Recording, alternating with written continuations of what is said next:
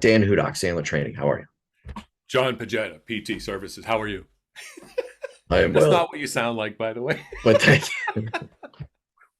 Good. So, PT Ask Dan. So, let's talk about how you can cover something that is traditionally boring or dull, but get somebody's attention. And there's two examples that come to mind for me.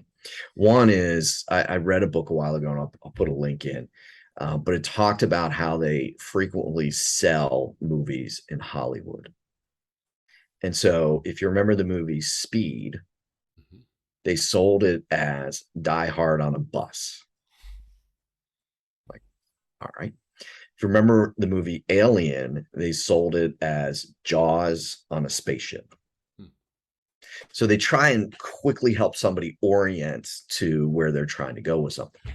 The other thing that comes to mind for me is we've all been on airlines and we all know what happens when somebody starts with, we have some safety disclosures for you. Mhm. There's two things that happen. Either they hit play on a recorded thing, they announce it themselves, but basically 9 out of 10 are paying zero attention.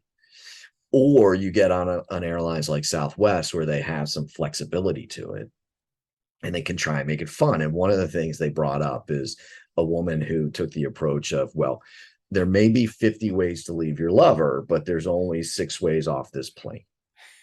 And that was her way of talking about the exit. And it makes you chuckle and you're cognizant of it. And she's just trying to garner. So talk about garnering attention with things that aren't always, we talked about the steak and the sizzle. They're not always sizzling, they're not always interesting, but they still need to be discussed.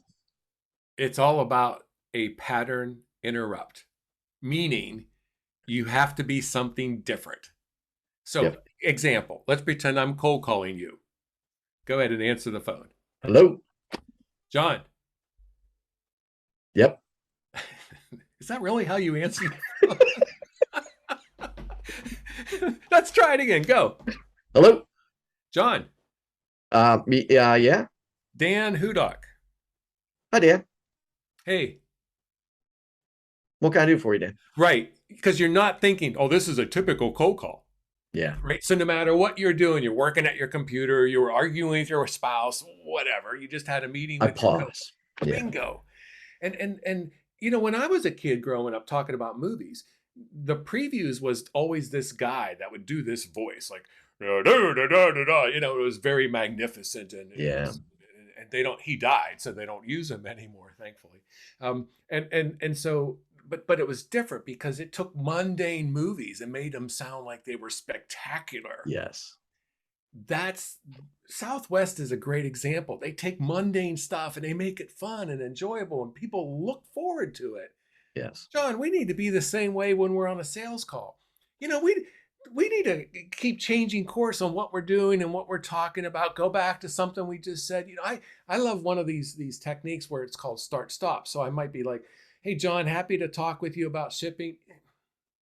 You know what? Like 2 minutes ago, you were asking me about how the Chinese market is in. Let's go back to that, right? And so you think you know where I'm going. All of a sudden, I stop and I go Yep. somewhere different, and you start to pay attention. Got it. That's the key. There we go. Good stuff. All right, everybody. See you again tomorrow. Wow, that's it. Nothing else to add. That was brilliant. Wow. Okay, perfect. Hey, have fun. Perfect.